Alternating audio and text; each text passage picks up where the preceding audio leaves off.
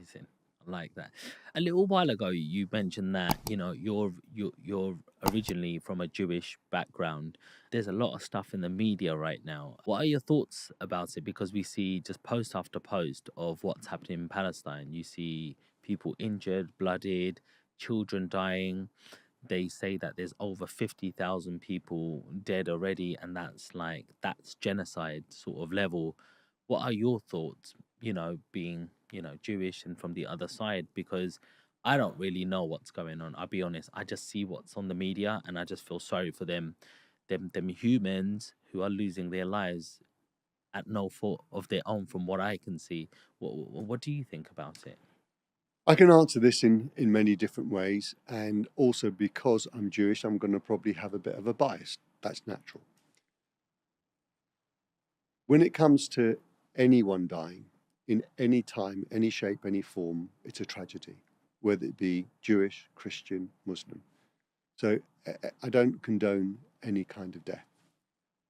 However, from outside looking in, we're making assumptions without having all the right information.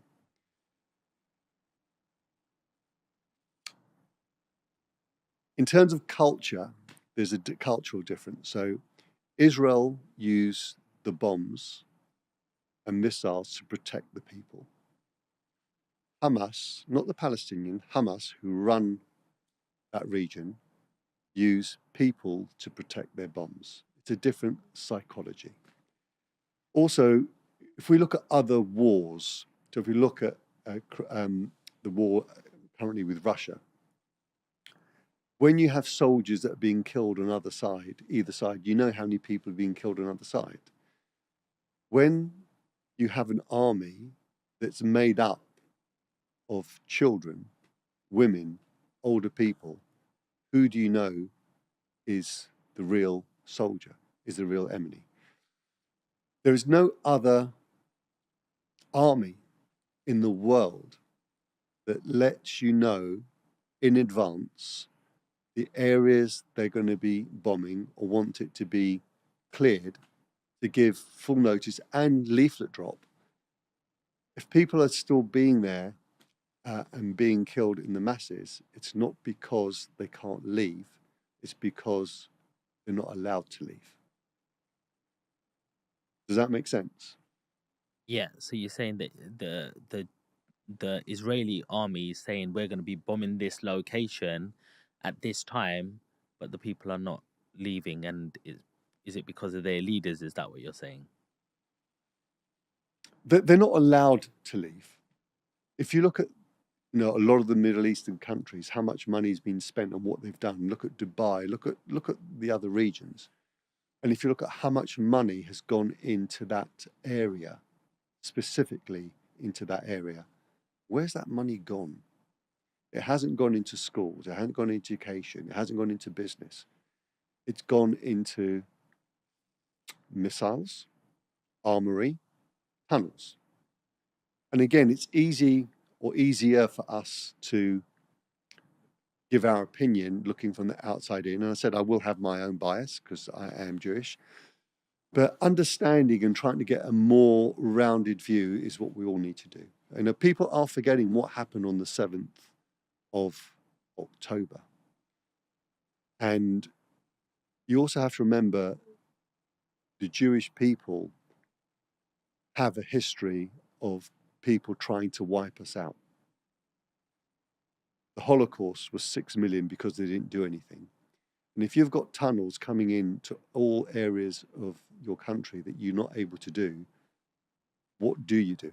The problem now is a real problem. What's the answer? The answer is only peace. That can only be the answer, to live together. We can all live in this country side by side in peace. Why can't they live side by side in peace there? We're all human. If I cut you and I cut me, we still bleed. Our blood's the same color. Our religion might be different, but we're not really different, really, are we? What do you mean by tunnels? What I mean by tunnels, the tube, if you can imagine, the tube goes from Cockfosters all the way to Brixton, and then it goes in all different areas, directions, and those tunnels are designed to be able that you can attack at any time into a civilian population and kill any civilian at any time. So that's what they're trying to protect, is their citizens from those kind of attacks. So how do you stop it if you don't know where they are, but you know that they exist? So if you're building hospitals on top of these sort of tunnels, if you're keeping your soldiers in and around hospitals, how do you stop it? It's a very difficult situation, and Israel aren't very good when it comes to propaganda. The Palestinians and Hamas are fantastic at it. Social media can give you whatever you want to. One of the questions you might want to ask yourself is, why aren't any of the other Arab states opening their borders to allow refugees for their people, their brethren? Why? Can you tell us? I can give you my opinion because it's happened before. Because they don't know who Hamas is, they don't know who are the good and who are the bad. They're not prepared to destabilize their governments and their region by having that kind of soldiers to destabilize. And it's happened in other regions. That's why it's not happening. But think about it logically. Egypt could open their border. Jordan could open their border, take people in, have refugees, make it easier. But nobody is. Why? Why?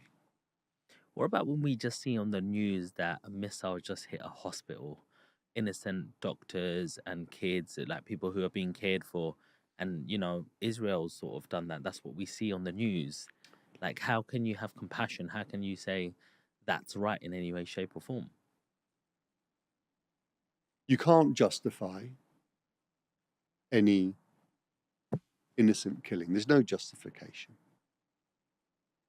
People dying is serious. If it was your relative, my relative, would be devastated. But there's also occasions where they say it's an Israel missile, and then you actually see the trajectory of where that missile came from, and it came from Palestine. And because their missiles aren't sophisticated, it's turned back. And that's one of the ones that happened a few months ago. It was proven it wasn't an Israeli missile, but occasionally it does. Even in America, they've had friendly fire where they've killed their own soldiers. Mm. It happens in war. War's horrible to everyone.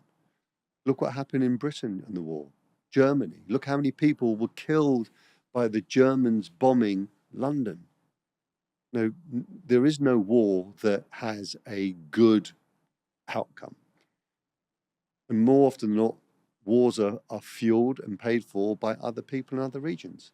So who's paying for the Hamas missiles? Who's paying for the Israeli missiles? Wars are also about money. Who's paying for Russia? Who's paying for Ukraine? Russia, war in some shape or form is to do with money and control, and we won't know all the reasons. Mm. Now, you mentioned Hamas, and the incidents that happened in October, and a lot of people would say, look, that's a rebel group who just attacked Israel, and now the whole of Israel attacked Israel, and all the Palestinians are getting blamed for this small group. But how can you compare that atrocities, what happened to that, compared to the death toll, what's happening to Palestine? Is that a reason? So Hamas isn't a small group. It's the army and the people organization controlling the Palestinians. I think if you ask most of the Palestinians, really, do they want a better life? They'd all say yes. Before all of this started, most people don't know, Palestinians come over to Israel every day to work and earn money in Israel. There's hundreds, thousands of Arabs already working in Israel, living in Israel, have the same voting right in Israel, are MPs in the Knesset in Israel. Arabs have a voice in Israel, but that's never really talked about.